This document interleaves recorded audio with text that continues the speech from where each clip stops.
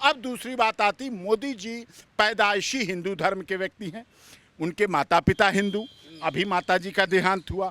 अब देश का प्रधानमंत्री हिंदू, उसकी कब्र खोदने का मतलब पहले उसकी मौत की जाएगी, उसके बाद फिर उसका धर्म बदला जाएगा, फिर उसके लिए कब्र खोदी जाएगी और फिर कब्र में अंतिम संस्कार किया जाएगा। कब्र में अंतिम संस्कार किया जाएगा, इससे पूरा देश उद्वेलित है, पूरे देश में भावना फैली है और इससे पूरा देश परेशान है। इसी के लिए याचिका यहाँ लगाई गई है। ब्रजभूषण शरण सिंह भी कह रहे हैं polygraphy test, narcotics, lie detector, brain mapping, जो टेस्ट कराने करा लीजिए। तो पुलिस का काम है कराने के लिए, और क्या व्यक्ति कह सकता है? वो कह रहा है व्यक्ति कि मैं अगर गलत हूँ मुझे फांसी दे दो, लेकिन खेलों को चलने दो, कुश्ती को चलने दो, लगातार वो इस बात को बोल रहे हैं। उसके बाद भी ऐसा हो रहा है। व्यक्ति के खिलाफ, उन व्यक्तियों के खिलाफ आया हूँ जो जंतर मंतर पर, जिन्होंने मोदी तेरी कब्र खुदेगी, मुझे ये बताइए, आप इसको प्रपोज करते हैं सही है? मोदी का धर्म बदलना सही है? मोदी को मारना सही है? मोदी की कब्र खोदना सही है क्या? नमस्कार दोस्तों, बहुत स्वागत है आपका एचसीएन न्यूज में। मैं हूं आपके साथ नीतीश पाठक। ब्रजभूषण शरण सिंह वर्सेस पहलवान मुद्दे में एक बहुत बड़ा मोड़ आ गया है। जी हां, इस वक्त हम लोग पटियाला हाउस कोर्ट के बाहर खड़े हैं और जो जंतर मंतर पर पहलवान बैठे हुए हैं उनके खिलाफ एफआईआर दर्ज कराने को लेकर आज एक पटियाला हाउस कोर्ट में याचिका दायर की गई है। याचिकाकर्ता बम बम महाराज के वकील डॉक्टर एपी सिंह मेरे साथ हैं। इन्होंने ही याचिका आज जंतर मंतर पर बैठे पहलवानों के खिलाफ दायर की है। सर से जानेंगे कि सबसे पहले सर आप पूरा मामला समझाइए कि आप लोगों ने जंतर मंतर पर बैठे जो पहलवान हैं विनेश, साक्षी, बजरंग, उनके खिलाफ एफआईआर दर्ज कराने को लेकर आप लोगों ने आज जो याचिका डाला है पटियाला हाउस कोर्ट में, क्या है पूरा मामला? ये जो एफआईआर होने के बाद इन पहलवानों के हक में माननीय सर्वोच्च न्यायालय में एफआईआर करने का ऑर्डर कर दिया, उसके बाद भी इस विषय पर बहुत बड़े लेवल पर राजनीति होती रही। राजनीति हो, विपक्ष हो, कोई प्रॉब्लम नहीं, लेकिन जंतर मंतर जो लोकतंत्र का एक मुख्य स्थल है आज की डेट में, वहाँ से देश के प्रधानमंत्री मोदी जी के लिए ये नारे लगाए गए कि मोदी तेरी कब्र खुदेगी। सोचिए आप, मोदी जी इस समय भारतीय जनता पार्टी के केवल नेता नहीं हैं, इस समय मोदी जी देश के 150 करोड़ लोगों के प्रधानमंत्री हैं और पूरी दुनिया में जो भारतीय रह रहे हैं उनके प्रधानमंत्री हैं, सर्वमान्य नेता हैं, एनआरआईज रह रहे हैं उनके प्रधानमंत्री हैं।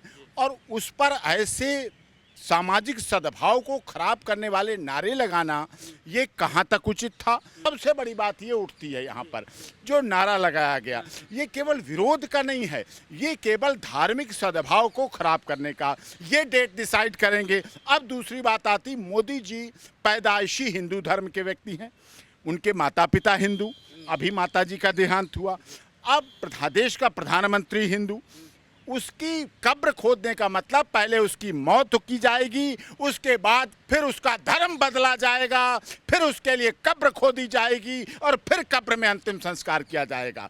कब्र में अंतिम संस्कार किया जाएगा, इससे पूरा देश उद्वेलित है, पूरे देश में भावना फैली है और इससे पूरा देश परेशान है। इसी के लिए याचिका यहाँ लगाई गई है। अब दूसरी बात आती है, माननीय सर्वोच्च न्यायालय पिछले हफ्ते कह चुका है कि हेट स्पीच के बारे में, हेट स्पीच पर राज्य सरकारों को स्वतः संज्ञान लेना है, कॉग्निजेंस लेना है, राज्यों की पुलिस को कार्रवाई करनी है और हेट स्पीच असंज्ञेय अपराध माना गया है। तो ऐसे में ऐसे भाषण आज भी दिए जाना, ऐसे नारे आज भी लगाना, ऐसी गालियां आज भी देना, जंतर मंतर से देना, आप राजनीति कीजिए, कोई मना नहीं कर रहा, आप चुनाव लड़िए, राजनीतिक दल बना के विरोध करिए। न्याय मांग रहे, राजनीति कहाँ कर रहे हो? न्याय नहीं, न्याय तो मिल गया, एफआईआर दर्ज हो गई तो न्याय मिल गया। अब इन्वेस्टिगेशन हो रही है, जांच हो रही है। ब्रजभूषण शरण सिंह भी कह रहे हैं polygraphy test, narcotics, lie detector, brain mapping, जो टेस्ट कराने करा लीजिए। तो पुलिस का काम है कराने के लिए, और क्या व्यक्ति कह सकता है? वो कह रहा है व्यक्ति कि मैं अगर गलत हूँ मुझे फांसी दे दो, लेकिन खेलों को चलने दो, कुश्ती को चलने दो, लगातार वो इस बात को बोल रहे हैं। उसके बाद भी ऐसा हो रहा है। लेकिन वकील साहब, मेरा सवाल है कि साक्षी मलिक, बजरंग पूनिया, विनेश फोगाट तो नारा नहीं लगाए कि मोदी तेरी कब्र खुदेगी? उन्होंने नारा लगाया। कहाँ नारा लगाया? उन्होंने नारा लगाया, उनके नेतृत्व में बैठे हुए वहाँ लोग, वो बैठाले सबको हैं, उनकी लीडिंग में सब कुछ हो रहा है, उनके सामने सब कुछ हो रहा है, उनके सामने इंडियन ओलंपिक एसोसिएशन की उड़न परी पीटी उषा के साथ बदतमीजी करके बाहर निकाला गया, उसे अपनी जान बचा के वापस भागना पड़ा और गाड़ी घेर ली गई, आगे रोक ली गई। जो हुआ सब उनके सामने हो रहा था। लेकिन बृजभूषण शरण सिंह भी तो बोल रहे हैं सर कि यह मामला गुड टच का है, बैड टच का है, यह मुकदमा छुआछूत का है। यहाँ तक विनेश फोगाट को मंथरा तक उन्होंने कह दिया, तो कहना सही है क्या? नहीं, वो क्या कह रहे हैं, मैं उनका प्रवक्ता थोड़ी हूँ। वो क्या कह रहे हैं क्या नहीं कह रहे हैं, हमारे शिकायतकर्ता बम महाराज नौटियाल को जो आहत हुए, जो उन्होंने खुद अपने कानों से सुना, वो परेशान हुए, इसलिए इस पर एक्शन लिया जाएगा। क्या कहेंगे सर, ये मुद्दा कहाँ तक जाएगा? जिस तरीके से जंतर मंतर पर 23 दिन हो गए, पिछले दिनों कैंडल मार्च भी निकाला गया, 28 मई को कह रहे कि नए संसद भवन के बाहर हम महिला पंचायत करेंगे, तो कहाँ तक ये मामला जा रहा है? कैसे इसका अंत कैसे होगा? जो नेता वहाँ पहुँचे हैं, क्या उन नेताओं ने अपने जनपद, अपने तहसील, अपने नगर, अपने कंसर्न थाने, अपने प्रदेशों में जो महिलाएं पीड़ित हैं, जिनका इस दौरान 23 दिन या 1 महीने के दौरान उत्पीड़न हुआ है, क्या वो नेता उनसे मिले? क्या उनसे जाके संपर्क किया? क्या उनको ढाढ़स बंधाया? क्या उनके साथ खड़े हुए? नहीं, केवल राजनीति करने के लिए ब्रजभूषण शरण सिंह को 30 वर्षों से सांसद हैं, उनकी पत्नी सांसद, उनका बेटा विधायक, और उन्हें अपमानित, टॉर्चर करने के लिए, कुश्ती महासंघ के अध्यक्ष पद को लेने के लिए अलोकतांत्रिक तरीके से, किसी को बदनाम करके लोकतांत्रिक तरीके से लीजिए। ब्रजभूषण शरण सिंह ने कुश्ती महासंघ के अध्यक्ष का पद लोकतांत्रिक तरीके से लिया। ना यहाँ बैड टच का मामला है, ना यहाँ गुड टच का मामला, स्टेज का मामला है। स्टेज के फोटोग्राफ की बात की गई, पब्लिक प्लेटफॉर्म पर कोई मेडल पहना रहा है, और वो मेडल भी ब्रजभूषण शरण सिंह ने नहीं पहनाया, क्योंकि ऐसा रिवाज है, ऐसी परंपरा है, रीति है। गोल्ड मेडल केवल कुश्ती महासंघ का राष्ट्रीय अध्यक्ष पहनाता है और दूसरे मेडल दूसरे लोग पहनाते। जब कुछ भी गलत नहीं किया, उसके बाद आप ब्रजभूषण शरण सिंह को इसलिए बदनाम कर रहे हैं क्योंकि उन्होंने कहा था कि जो नीचे से खेलेगा, जिले पर, स्टेट पर खेलेगा, नेशनल में खेलेगा, वो जाएगा इंटरनेशनल। ये चाहते हैं ना मैं जिले में खेलूं, ना स्टेट में खेलूं, ना कहीं खेलूं, नेशनल खेलूं, मुझे सीधे इंटरनेशनल भेजा जाए, जिसकी वजह से जो नए खिलाड़ी हैं, जो नए कुश्ती से जुड़े हुए युवा हैं, युवतियां हैं, बच्चे हैं, जिन्होंने भी अरमान सोचा हम भी मेडल लाएंगे, उनके साथ अनजस्टिस और अन्याय हो रहा है।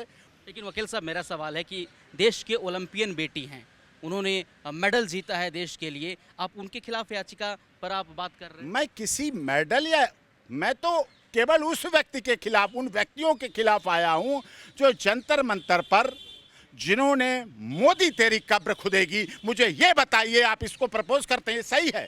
मोदी का धर्म बदलना सही है? मोदी को मारना सही है? मोदी की कब्र खोदना सही है क्या? ये कहाँ तक सही है? ब्रजभूषण को बदनाम करना सही है? ब्रजभूषण 3 बार का माननीय सांसद रहा, देश में आज सांसद है, उसके साथ गलत, बदतमीजी, गैर कानूनी, असंसदीय, धार्मिक बातें करना, गालियां देना, क्या ये संसदीय भाषा को, इसे आप इंडोर्स करेंगे? क्या ये सही है? महिला पहलवानों की गिरफ्तारी होगी जो पहलवान जंतर मंतर बैठे हैं? बिल्कुल एक्शन तो होगा। जब एक्शन टेकन रिपोर्ट मांगी है, ऑनरेबल कोर्ट ने संज्ञान लिया है, समझा है, देखा है, तो उस पर अवश्य एक्शन लिया जाएगा। तो क्या लग रहा है सर, जिस तरीके से क्या ये पूरा जंतर मंतर पर पहलवान जो बैठे हुए हैं, ये राजनीतिक से प्रेरित है कहीं ना कहीं? नहीं, राजनीति से तो प्रेरित सबको दिख रहा है। सब राजनीतिक दलों के लिए वैतरणी है वो। जैसे हाथरस प्रकरण में सब लोग पहुंच गए थे, क्या परिणाम हुआ? 3 मुलजिम बरी हुए, जो मैं कह रहा था, एक को झगड़े में सजा हुई। इसमें भी सब राजनीति हो रही है, पूरी तरह से राजनीति से प्रेरित है। 2024 के लिए तभी तो मोदी की कब्र खोदी जा रही है। नहीं, इस केस का मुझे ये बताइए, मोदी जी से क्या लेना देना? एपी सिंह जंतर मंतर पर बैठे महिला पहलवानों के साथ हैं या फिर बृजभूषण शरण सिंह के साथ हैं? न्याय के साथ हूँ, लोकतंत्र के साथ हूँ, संसदीय भाषा के साथ हूँ, संविधान के साथ हूँ, सर्वोच्च न्यायालय के साथ हूँ, अदालत के साथ हूँ, पीड़ित के साथ हूँ, पीड़िता के साथ हूँ। पीड़ित और पीड़िता का इस तरह से राजनीति करने वालों के साथ नहीं।